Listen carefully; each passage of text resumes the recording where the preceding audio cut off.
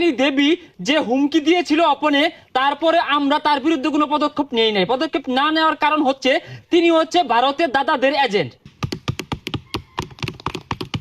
মাননীয় স্পিকার, আপনি জানলে খুশি হবেন 68,000 গ্রাম বাংলার প্রত্যেকটা ঘরে ঘরে পৌঁছে গেছে বিদ্যুতের তার।